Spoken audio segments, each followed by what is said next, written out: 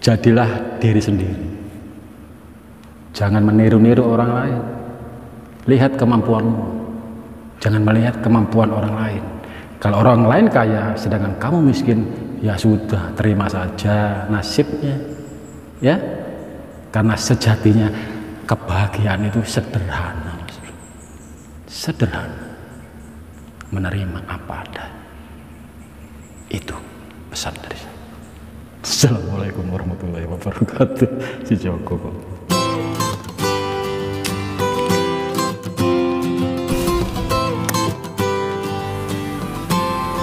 Aku rindu pelukannya, Mas. Curhatan lucu, mbak rambutnya.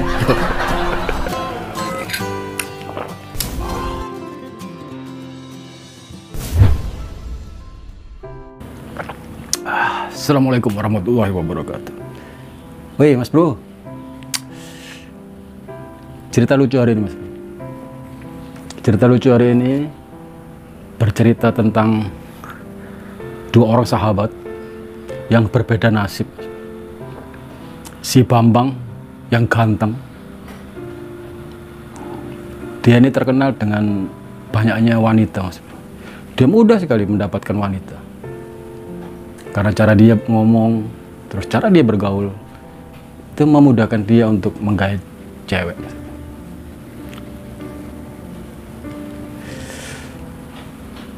Dan satunya lagi itu bernama si Joko.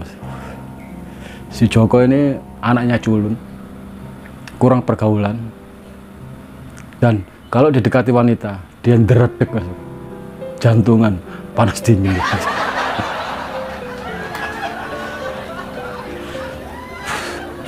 Lalu suatu hari terlihatlah mereka sedang ngobrol berdua. Si Joko bertanya sama si Bambang tentang rahasia mendapatkan wanita.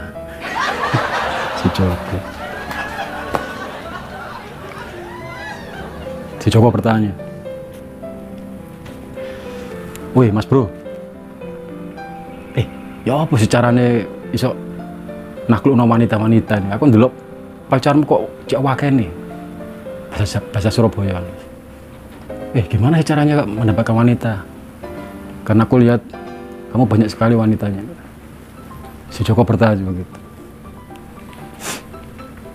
Lalu si Bambang merasa merasa dipuja-puja gitu. Wah, bangga deh Mas. Dikenal dengan banyaknya cewek Mas. "Kamu pengen tahu?" kata si Bambang.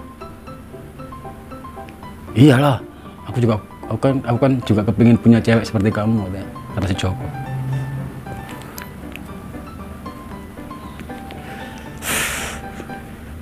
"Ini loh caranya." Lalu si Bambang pun mencoba memberikan trik rahasianya mendapatkan wanita dengan mudah. Lalu si Bambang berkata, "Triknya cuma satu. Kamu hanya perlu ini." Sambil nunjukin kunci mobil Mercedes Mas. "Nih, kunci mobil mewah." Gitu.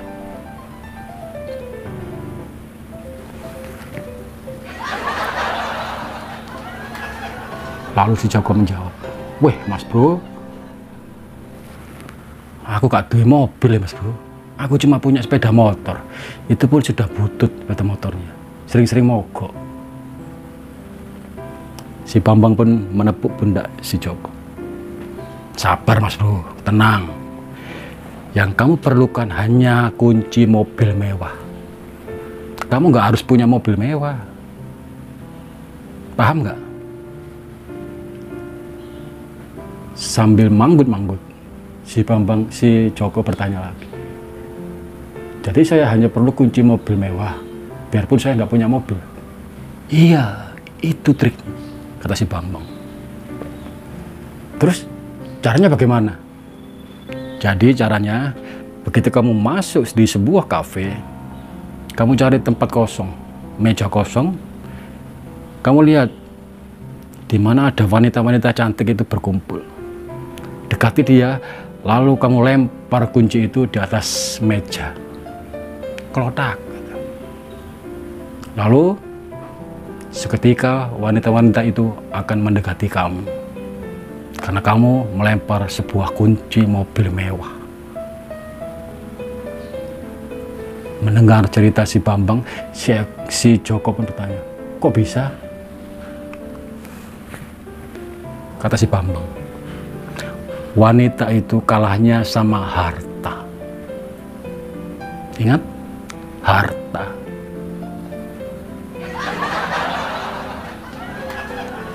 Mendengar nasihat si Joko, oke, kalau gitu kapan kita praktekkan?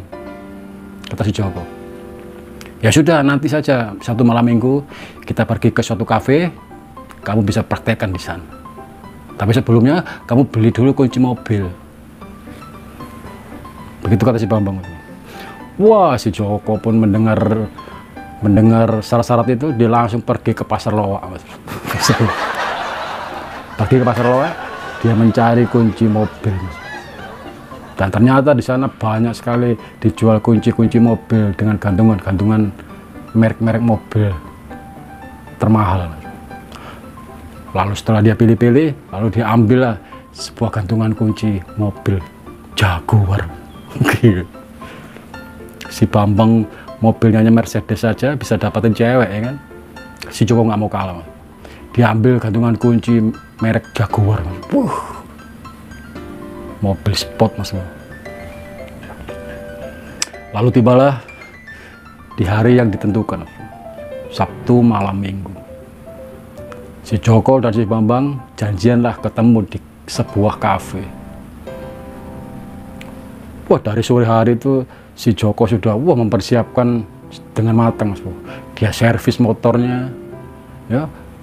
Dia pakai baju kebanggaan dia dengan parfum.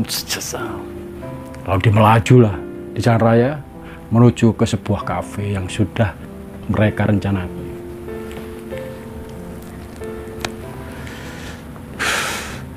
Begitu sampai, dia langsung parkir motornya, lalu dengan segera dia menuju ke pintu masuk kafe tersebut. Dengan memainkan kunci mobil Jaguar yang dibeli di pasar Loak, dia pun dengan bangga dan percaya diri dia masuk ke kafe itu, Mas.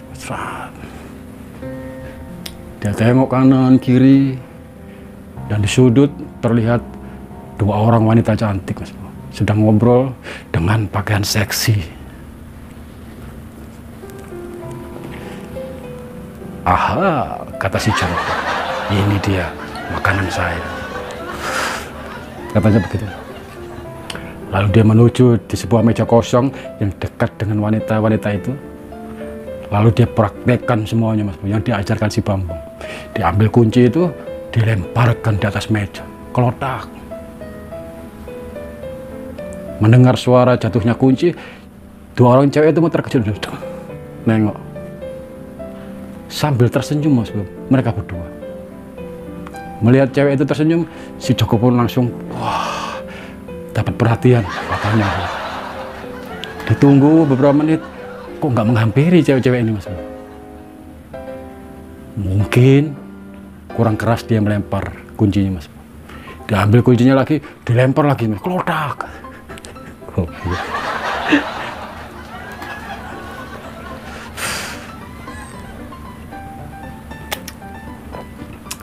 Ditunggu beberapa menit, nggak datang-datang juga, Mas, cewek-cewek ini, Mas. Justru ketawanya makin kenceng, Mas. Si Joko pun bingung. Anjir, kenapa mereka senyum-senyum sama saya, katanya. Kok mereka nggak mendekat saya, katanya.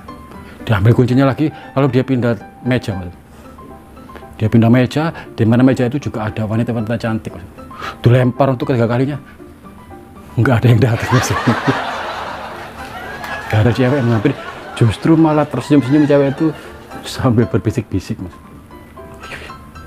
Si Joko pun bingung, Mas. Lalu di dalam kebingungan itu, si Bambang pun tiba-tiba datang, lalu menghampiri si Joko dan menepuk pundak si Joko. Teprak. Woi, bro, kamu kalau mau praktekkan apa yang saya ajarkan, kamu itu apa? Lepas dulu kamu punya helm.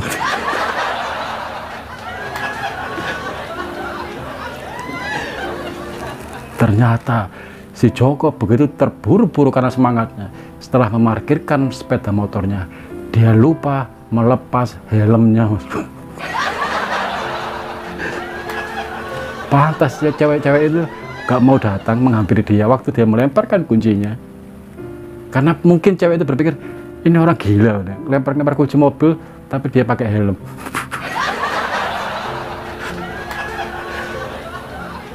Si Joko malu, lalu dia pergi ngajir keluar dari kafe itu, lalu berjanji dalam hati dia tidak akan pergi lagi ke kafe, bar, diskotik dan tempat-tempat maksiat itu.